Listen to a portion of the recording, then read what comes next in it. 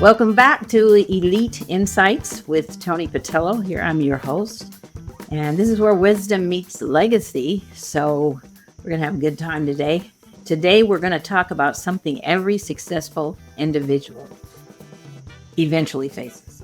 And how do you not just build wealth, but steward it wisely? It's one thing to just make money, but it's another thing to protect it and pass it on with intention, and to really be very strategic about how you manage it and whatnot. Today, I'm joined with David Horvitz. He's a CFP principal at Cheviot Value Management. David has been practicing comprehensive financial planning for more than 25 years. He teaches at UCLA Extension and has been recognized year after year as a 5-star wealth advisor.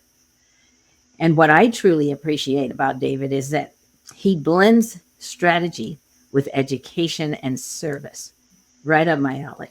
He blends service with education. Yeah, that's perfect. So David, I'm so happy to have you here. We are really excited because I know you got a lot to share with us, and I appreciate where you were coming from. Thank you. It's a pleasure. I appreciate the invitation. Yeah, sure. So we're going to talk about how David thinks about money. This is part of the first section. And so, David, you're not just a wealth manager, you're also an educator. So how does teaching influence the way that you guide your clients? I started my first career out of college was as a teacher. I was an elementary school teacher, 5th grade and 6th grade. I also taught 1 year in 3rd grade. I did that for 10 years. And when I transitioned from teaching to financial planning, I just really couldn't help not being a teacher. You can take the teacher out of the classroom, but you can never take the teaching out of the teacher, something like that. Yes. And I feel like the philosophy behind it is that clients who are informed, as in educated, are more confident to make the decisions that affect their financial lives.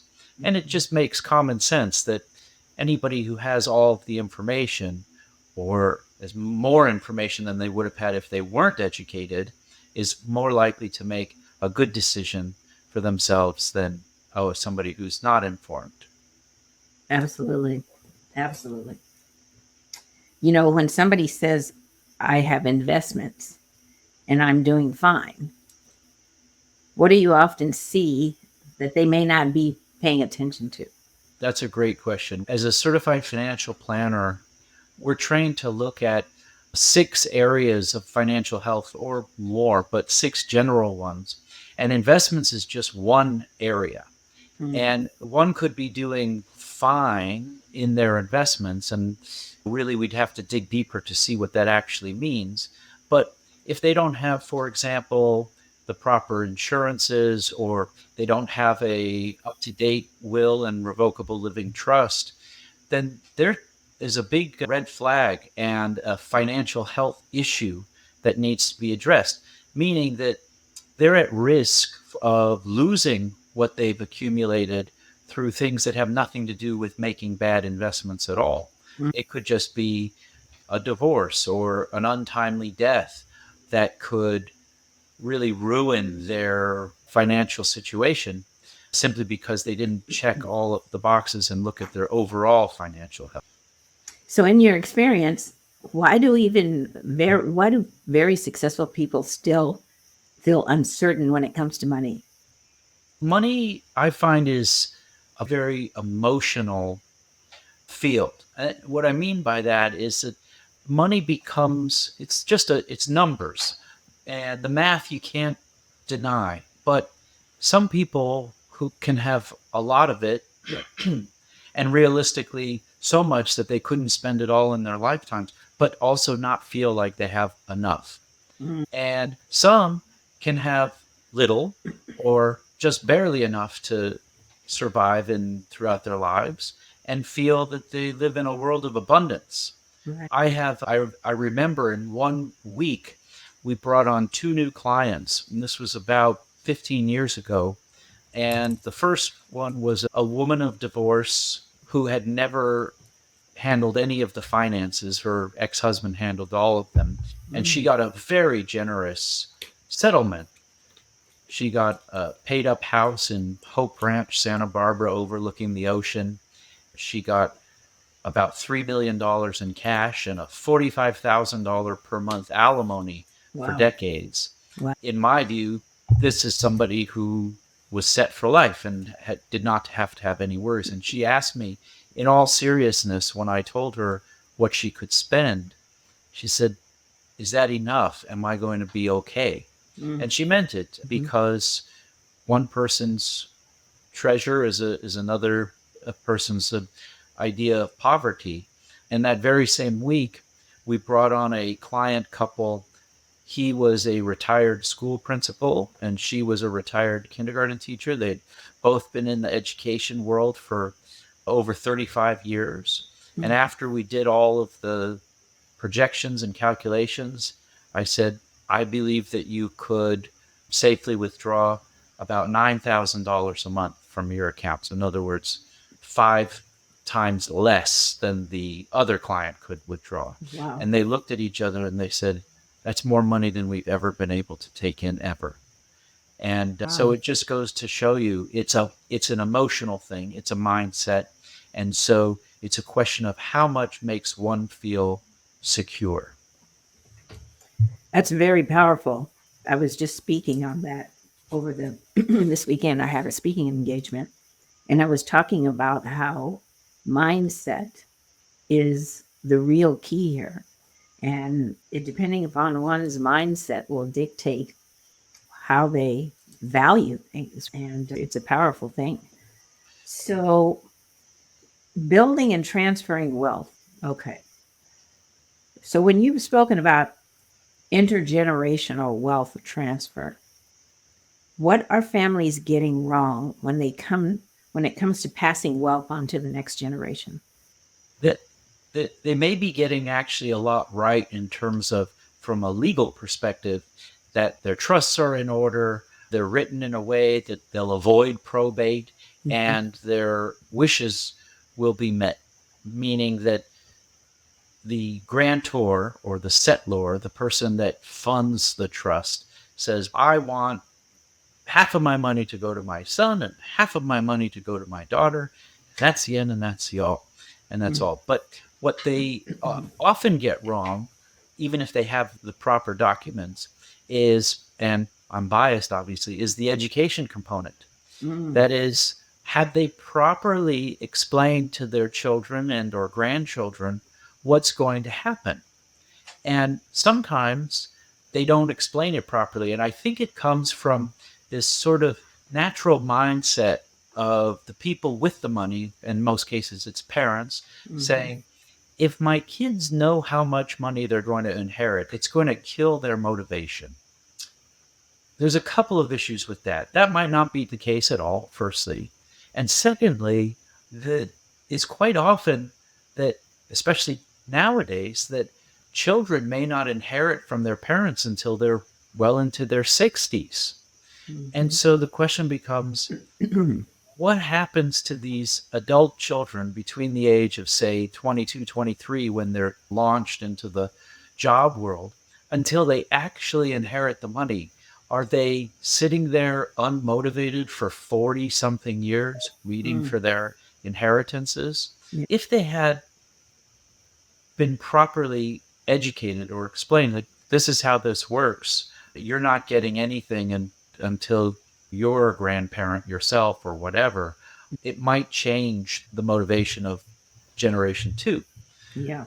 The other is that too often, and this one seems the saddest to me, is that regardless of what the parents have told the children or the grandchildren, sometimes they don't put their financial houses in order, and they don't bother getting a will and trust done because lawyers are expensive, and they figure, why should I spend $5,000 or $10,000 in some cases to get this stuff in order, especially if I might change my mind later. Maybe I should wait till I know exactly what I want to do before getting anything on paper. And of course, the risk with that is that as an account that isn't in a trust or isn't titled properly is going to go through the probate process, which has its own statutory fees, which could be many times the Yep. cost of getting a will and trust in order, plus the length of time that it takes. It's one of the things that we insist that our clients do. We don't draft wills and trusts, but we work with our clients, estate planning attorneys, to do just that, so that the estate doesn't have to be languishing on the side while the court system decides who gets the money in the end. Yep. Yep. That is the sad truth. And it's happened to more people than it surprises me how many people do not have trust. And I'm not just anybody, I'm talking about celebrities, very wealthy people who clearly can afford to get a trust, but don't do it. It's really interesting. We like to say you can't afford not to get a trust. You can't afford not to get a trust. Exactly. So how do you prepare the next generation emotionally and intellectually, not just financially? And I know where you're going to go. Sure. Yeah. That can be a challenge because, firstly, we want to make sure that our values are aligned. The folks with the money get to decide what the values are.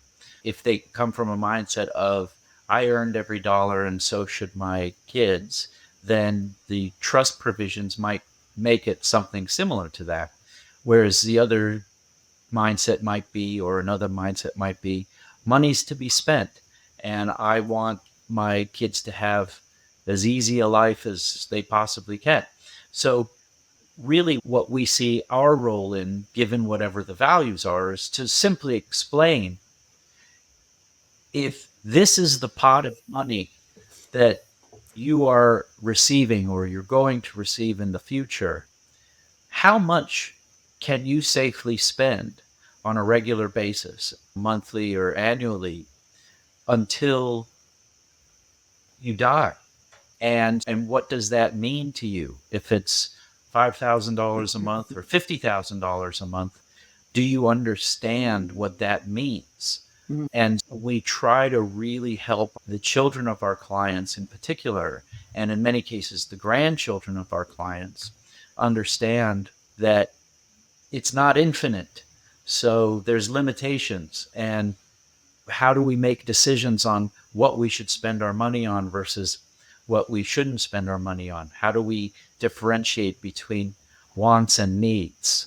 And it's amazing what, particularly I find, some of the clients whose children are in their 20s Yeah. mistake the two, wants and needs. I need that. Mhm. Or is Yeah. that just a want? That's interesting. What is the one thing that the family should begin doing now if they really want their wealth to last beyond one generation? It depends on how much they have, because the short answer is you spend less, right? Mhm. Every spending decision has ramifications into the future. And it seems obvious. If I spend this now, I won't have it to spend at some point in the future. But what's not so obvious is just how much they won't have to spend in the future. Mhm. Because of the power of compounding, if we're talking about 10 or 20 or 30 years down the line, a dollar spent today could very well be $10 or more spent in the future.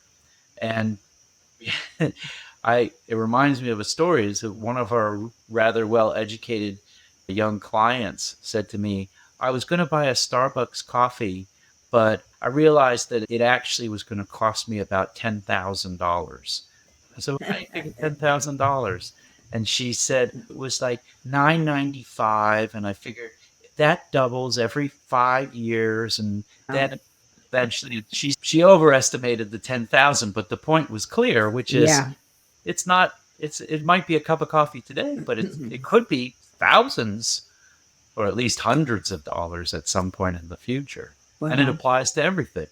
What can Generation One folks do to make sure that their assets are preserved for the next generation is that they should, either on their own or with the help of a specialist, figure out how much they can afford to spend without depleting their assets, and then decide how much they want to leave behind. And whatever that figure is, as long as the projections are conservative, they're likely to leave behind whatever they say. For example, we have some clients who've said, tell me how much I can spend that will still allow me to leave $1 million to my heirs. And that's a priority for them, leaving that money behind. They stay within a budget so that they'll have $1 million to leave behind. Interesting. There's so many different perspectives, right? And so many different minds of how and what's important and what it's interesting because it really does. I find it interesting listening to people's perception of what money is, what it's not, how much you have, how much you don't have, or I don't know. It's interesting to see all the different mindsets around money. And money is energy. At the end of the day, it's energy, but it plays such a more intense role with the mindsets of different individuals. I fully agree. And the greatest compliment that I got from one of my clients called me up and said, I need to talk to my financial therapist. Oh, I'm honored. Honored. I'm practicing without the right license, but if a client is calling me because they want to talk to their financial therapist, it means that they get it. Yes. They understand that the numbers are the numbers, but they're underconfident or they're anxious about something.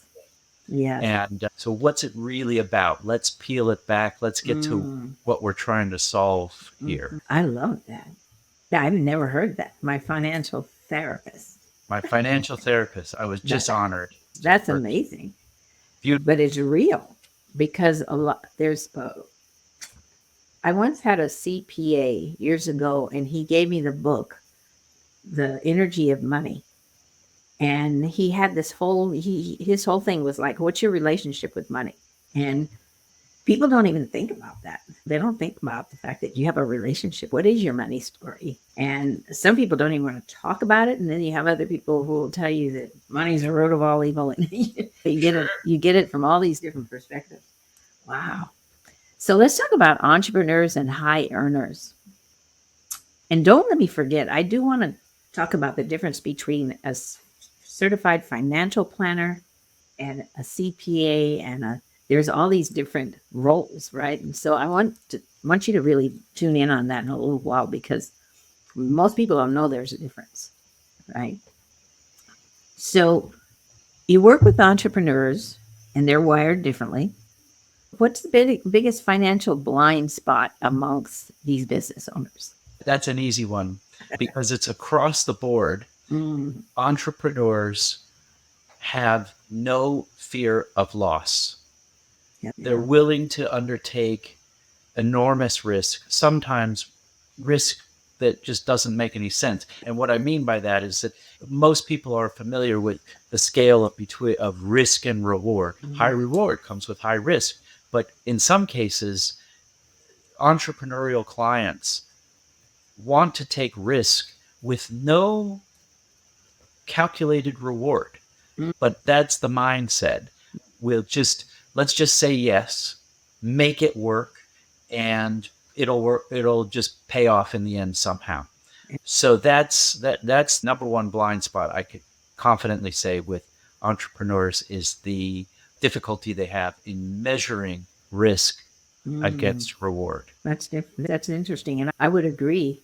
This isn't one of our questions, but it just came up for me right now, is you have different generations, and various generations have a different mindset about money. So what would you say the boomers, I'm a boomer, but what would you say when we were coming up in the world, where was the boomers' mindset? Yeah, obviously every person is different, but if I'm going to paint the generation with a wide brush, that I would say that boomers tend to be more conservative, that they're much more concerned about capital preservation than reaching for return. So if there's two choices and one is much less risky, granted it's much less likely to pay highly, they'd rather take that than the one that's more risky, even if it's going to pay a lot more, just in case it doesn't work out. That's generally speaking how boomers feel. Much more interested in keeping what they have, making it grow at a reasonable rate, and making sure that the assets that they've accumulated, that they don't outlast the assets. We see a lot of that today. A lot of people are outliving their money. Yeah, a client the other day said, I just want to make sure I've got enough to make it to the finish line. So that's a good way of putting it. Wow. So when should a business owner start thinking seriously about retirement and succession planning? I feel that succession planning is an integral part of any entrepreneur's journey, and it should be considered pretty much from the point that the business is proven profitable, because it does a couple of things. One is that it will obviously make it so that the business can carry on after the entrepreneur dies. Mm-hmm. But better than that is that it might be a business that can carry on after the entrepreneur leaves and he can still collect money from it.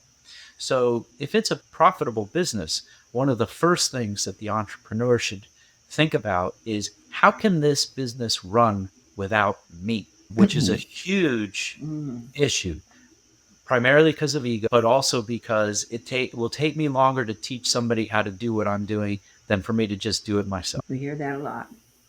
We hear that a lot, where people are not. Yeah, what is that? It's ego. That's also conditioning, depending upon how they were raised and where they were raised. But delegating, that's a whole nother ballgame, right? Very difficult for the entrepreneur to delegate. And then you'd also ask, when should they think about retirement? Right. And retirement is just a function, in my view, of, can the money that one has accumulated take care of that person for the rest of their lives if they don't earn any more? Mm-hmm. And if the answer is yes, then congratulations, they can retire. Whether they should retire or not is a different story. It's another thing. But that's when one can retire, whether they're an entrepreneur or W-2 employee or whatever. Have I accumulated enough of a nest egg that if I start peeling it off and eating away at it, will it last as long as I will? Wow. Whoa. So let's talk about some tax strategy, long-term planning. They intersect in ways that most people underestimate. So let's hear your take on that. Sure. So the tax code favors the entrepreneur, and it favors the sole practitioner or the sole owner of a business, or even a business that has a few partners. Unfortunately, it biased against the employee, the W-2 earner. And that's because of what's called limitations of deductions. So the solo earnerpreneurs, let's say, so the person that owns his own business, has a lot of opportunity to reduce his taxable or her taxable income through very valuable and selective deductions. Right. So some of them are obvious. I use my car for business, so to the extent that I don't have to include that part in my income, I can reduce my income by that. Or I have my office out of my house, so the square footage that my office takes up, I can deduct from my business income as a business expense. Plus, there are very valuable and powerful retirement plans that are available to the business owner that are not available to the employee. including things like a defined benefit pension plan or a solo 401k or a SEP IRA, which allows the business owner to shelter, in some cases, more than $100,000 a year, sometimes up to $250,000, depending on their age and the complexity of the plan. Whereas your standard W-2 earner is limited to the deductions that are only available to a standard 401k. Right. And that doesn't necessarily mean that they'll even be entitled to a match from the company. So at most, they might be able to shelter $30,000, which was a drop in the bucket compared to what the solopreneur can shelter for him or herself. Yeah. Yeah. Wow. Calm and uncertain markets. This is very timely. Markets rise and fall, and emotions rise and fall. How do you help clients stay steady when fear enters the picture? We've got major uncertainties going on right now. We sure do. And truthfully, there's always uncertainty in the market. It just only feels like there was less uncertainty before. Yeah. Before was president, for example, or before Congress passed this law, or before whatever happened. And the truth is that there wasn't less uncertainty. There was always uncertainty. It just may have felt like there was less. Yeah. But the question is, back to the emotional thing. Most investors know that the way to profit the most in the market is to put money in, close your eyes, and don't look at it for decades, because it's going to fluctuate, but over time it's going to go up. And every long-term graph bears that out. If you look at the graph and you see that little dip right there, that was the Great Depression. And then it went up like this. And see that little dip right there? That was the financial crisis of 2008. Yeah. At the time, it felt much worse. So it's a long way of saying, what do? We, as investors and money managers, try to head off the volatility that keeps our clients awake at night. We're, in more conventional terms, a little bit more conservative, so that the clients don't have to ride a wild roller coaster and hold on. A great example of that is, in our 40-year history, our worst year was 2008. Okay. And in 2008, that was during the great financial crash, the market fell almost 40%. In fact, it fell 56% from its peak at the end of 07 till its bottom 18 months later in March 09. And that's just the average. And so the average investor saw their portfolio halved or more over those 18 months. And over the same period, because we were largely out of the stock market and took a much more conservative approach, the worst our clients did was minus 8%.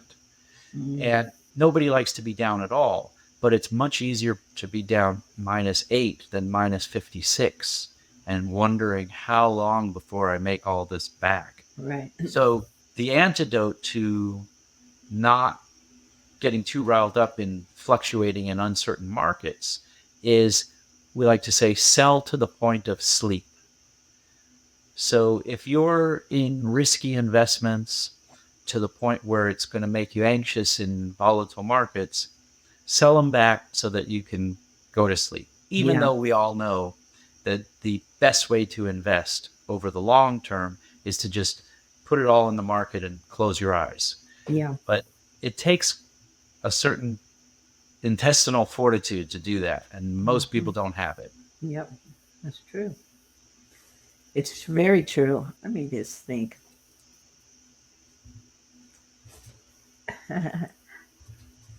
What would separate somebody who reacts emotionally from someone who builds lasting stability? That's terrific. The best teacher of emotional investing versus systematized and intelligent investing is Warren Buffett. Warren Buffett is 95 years old, and he's just retired as the chairman of one of the world's largest companies, Berkshire Hathaway. And he is arguably the best investor that has ever been. And Buffett talks about the secret of his success is to take emotion out of investing as best as possible and to turn it into a system. And the system can get detailed, but it boils down to this. When you invest, you are becoming a silent partner in an existing business. And if that business is one that you would want to be a silent partner or an owner of, then the question is it available to you at a bargain price? And if the answer is yes, then you buy it. And if the answer is no, then you wait. And too often, emotional investors will invest based on a story. Here's a hotshot genius out of Silicon Valley who's figured out how to make robots guess what we want for breakfast. Everybody's going to want that. Has the company earned any profits? I don't know. Does the company have a game plan for the future? I don't know. Are there other companies that are entering into the same space that might do it better? I don't know. Is the company available on the stock market for a reasonable price? I don't know. So that's an emotional investment that's based on a story and not based on any of the numbers, which are critical when you're making a business decision. So the best way to keep emotion out of one's investing is to stick to a business mindset. This is my company. I'm going to own this company. Is this company going to provide me the income and profits that I want from it? And how do I know? That's interesting. It's very powerful. When I think of people doing things out of emotion, it's like reacting to the hype, if you would, right? So you hear about these, it's like the AI thing right now. Everybody and their mother is all over this AI thing. And it's all coming at us from all these different angles. And it's like it's hard to even believe a lot of this stuff because it's operating emotionally versus, like you say, from a business perspective. Yes. And even our clients who are really well educated are not immune to the emotions that come with participating in the stock market. I was going to say investing, but it's not investing when it's emotionally based. It's speculating, it's gambling. And they've asked us in the past, especially in early 2025, what AI investments are we making? And they're disappointed when I say we own Microsoft and Apple and Amazon and Meta and Google. And they say, well, no, the one that's in the corner that nobody knows about yet that's going to come out and figure out how to create flying houses or whatever it is. And the answer is there's 1,000 of those companies that are coming to market every day. Yeah. And of the 1,000, maybe 2 of them are actually going to be profitable. And it's more likely than not that they're going to end up being owned by Amazon, Microsoft, Apple, Google, Meta. So why don't we just own the ones that are going to end up owning them anyway? That's no fun. That's like the opposite of standing at the craps table and rolling the dice. It's not exciting. It's boring. It's vanilla. But boring is better when we're talking about money. Yeah. Wow. We're going to go into this whole legacy and purpose segment. This is our last kind of section here. But you dedicate time to financial literacy and pro bono planning. Why is that important to you personally? Oh, thank you. A couple of reasons. The first one is based on the values that I was raised with, that giving back is important. And we can give back in a number of ways. We can give back with money, and we can give back with our time and service. And I try to do both. And it feels good for me, and I feel like it's the right thing to do. And it's a core value of my family that was passed down to me, and a core value that I passed down to my own Mhm. kids. And Mhm. fortunately, everybody in my family and in my house agrees that it's important to do. Yeah. So why financial literacy and why pro bono planning? That one's also pretty straightforward and easy for me. And that is that having been a teacher myself and seeing firsthand how difficult it is for teachers to get a toehold in their own financial situation so that they can hopefully eventually retire, Right. which many unfortunately can't, or at least they can't retire where they want to retire. Right. I feel like I've been so blessed to have enjoyed so much success over the last 20 years in this business. And maybe I feel a little bit guilty. I know you're not my therapist, so I won't get way into it, but I no doubt that I feel a little bit guilty about having left this noble profession, so that I feel the least I can do is to help the colleagues that I left behind. And so Yeah. I do provide pro bono financial planning for teachers. That's beautiful. That's amazing. Oh man, Yeah. that's awesome. Thank you. That's It awesome. makes me very happy. It's very fulfilling. Yes. I can see. And it makes sense. Listen, I think we had this conversation once before about the fact that we didn't grow up in school. We were not taught how to manage money at all. There wasn't one class we were taught math, but nobody taught us how to manage our money. My mom used to say years ago, "My God, I wish we would have taught you guys how to pay yourself first." She'd say little lines like that, and I never got it right until I became grown and we were out here in the world, and it's that's what she meant, right? And but we didn't get any kind of education around this, so I think it is fantastic that you're doing your pro bono work with teachers who they give so much of themselves and they deal with a lot of things, and education is key. So that's fantastic. I love that. Thank you. Um, Yeah. Along the lines of not having been taught, I picked up tidbits here and there from family. And I remember being probably 13 or 14 when yeah. my grandfather said, "Don't spend your principal." I didn't know what that meant, but I Mm, remember the way he said it. And eventually I learned what he meant sure. is, as you accumulate money, you can spend the earnings off that money, but don't spend the core The of principal. it. And it's a great practice. Unfortunately, not everybody can do that, but sad that the education that I got was in like lines and little fireworks of advice over the years, and not in a proper class until I Yeah. actually pursued it in MAME after college. Wow. That's amazing. Amazing. So, after more than two decades in this wealth management, how has your definition of success changed? Fortunately for me, it hasn't changed too much, and that includes during my time as being a teacher. Mm, And it might be surprising, but money has very little to do, in my mind, with success. And to me, success is spending your day doing the things that you enjoy in service to others, or at the very least, not interfering with others pursuing the things that they enjoy. right. And so when I taught, I truly enjoyed teaching and thought, how lucky am I that I get to spend the majority of my waking hours doing things that I love and enjoy.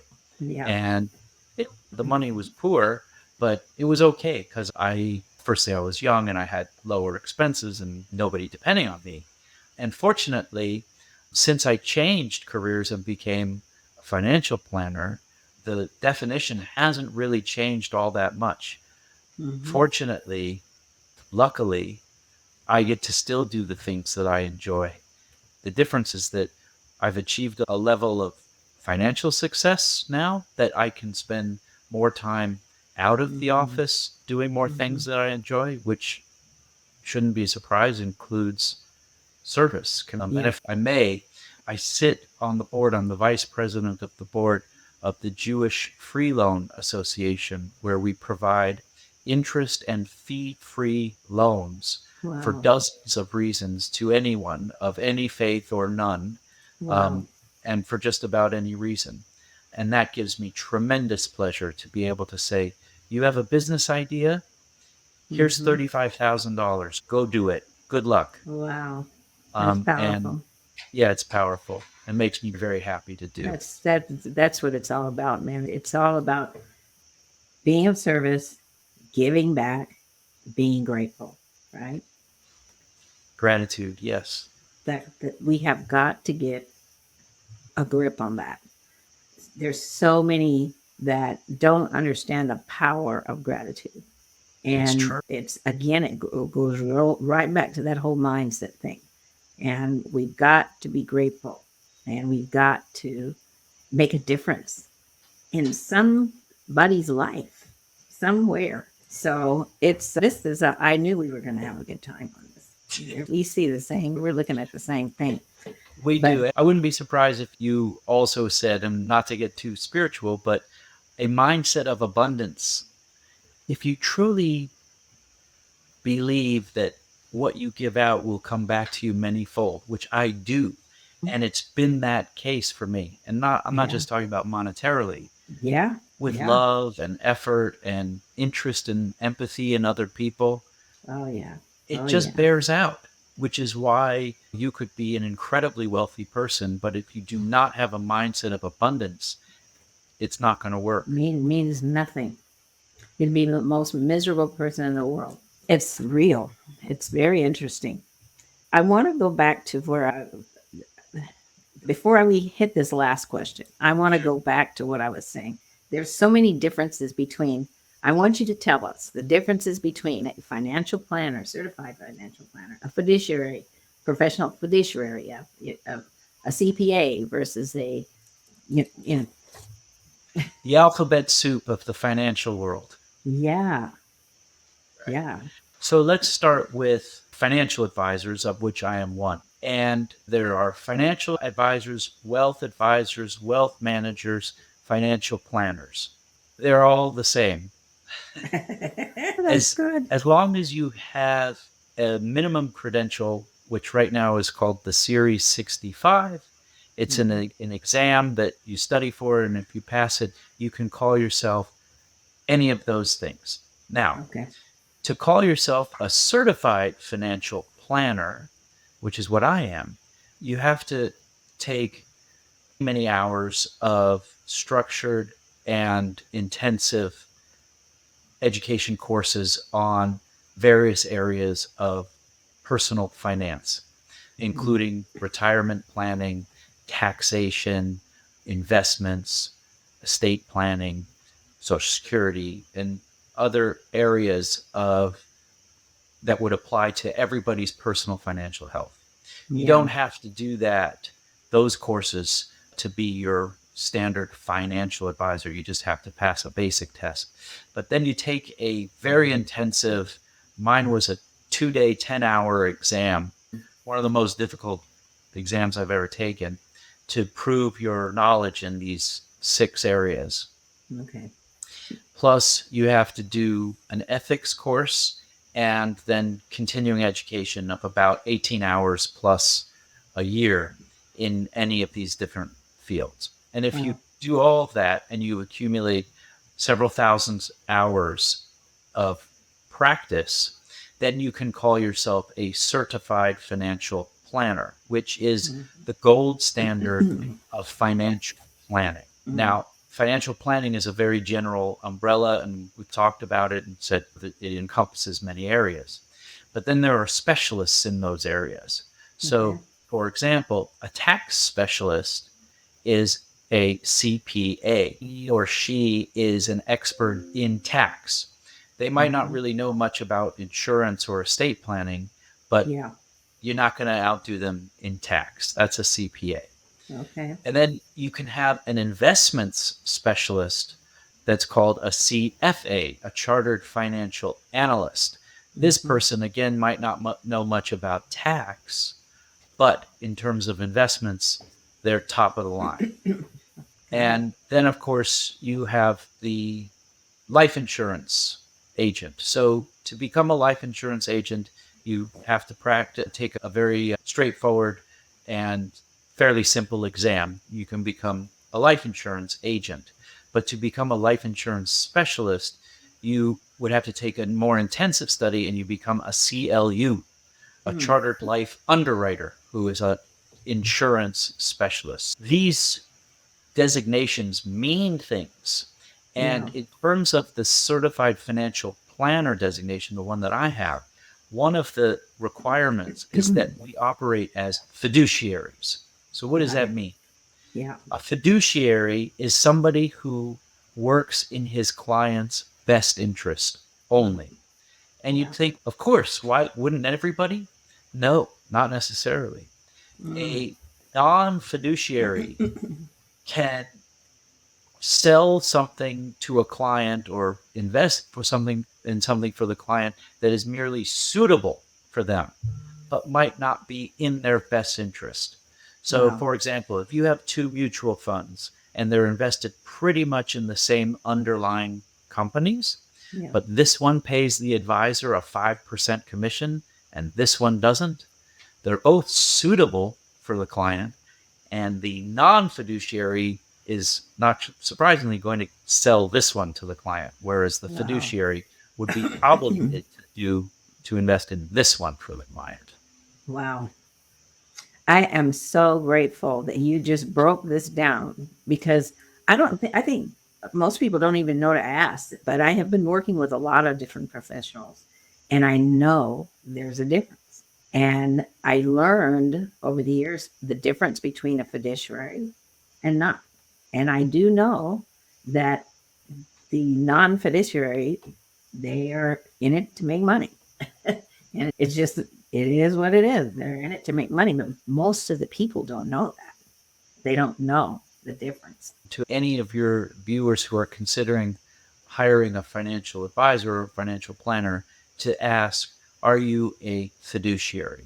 There's no reason for any advisor these days to not be a fiduciary. So Right. if they're not, they better have a very compelling reason not to be.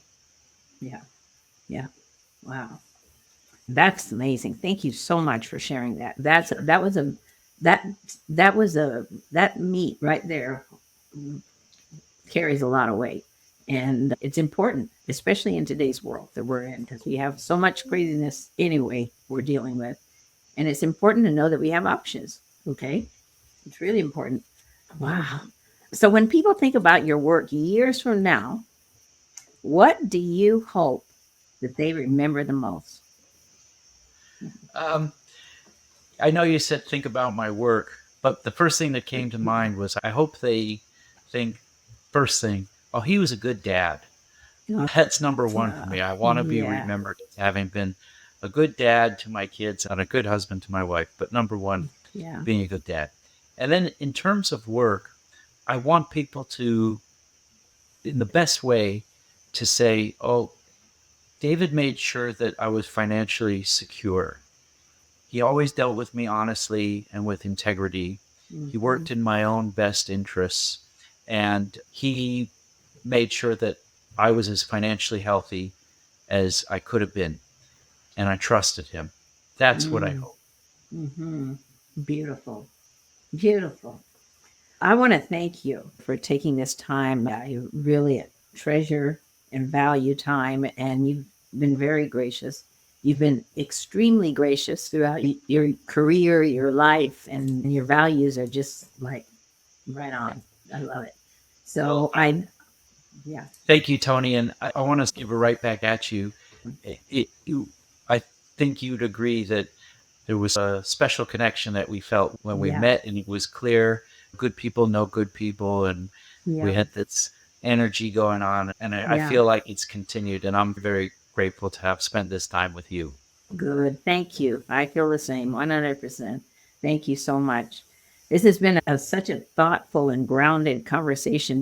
Before we close, Is there anything that you're excited about right now, or any final insight that you would like to leave our listeners? I don't know. Just check in with you one more time. Sure. I would just want to say that it might seem like right now is a bad time for the world in so many different ways.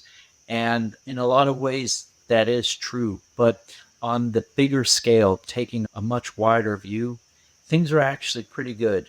And there's a lot of opportunity, and people, it's never too late to start taking steps to take care of yourself and your family. Don't wallow in desperation or sadness. Think positively, have a mindset of gratitude and abundance, That's right. and it'll work out. It'll That's be right. okay. Thank you for those words. Thank you. Because we have to continue to let people know that there is opportunity when we have times like this. And this, everything happens for a reason, I believe, even when it doesn't feel good. It happens for a reason. So this makes us step up and makes us stronger, right? So thank you. Thank you again.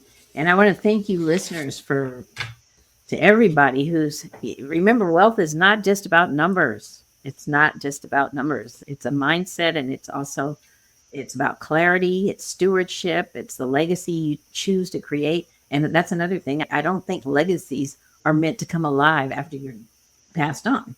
I think a legacy, you live legacy. You carry legacy. So be an example, right? Be an example. Thank you. This is Elite Insights with Toni Patillo, where wisdom meets legacy. And I look forward to seeing you guys next time. And thank you again to David Horvitz. We're going to have to leave information where we can contact you. I already know where to contact you, but I want the listeners to be able to reach out because you got some good stuff. It'd be my pleasure. Thank you, Toni. Thank you. Thank you. Take care.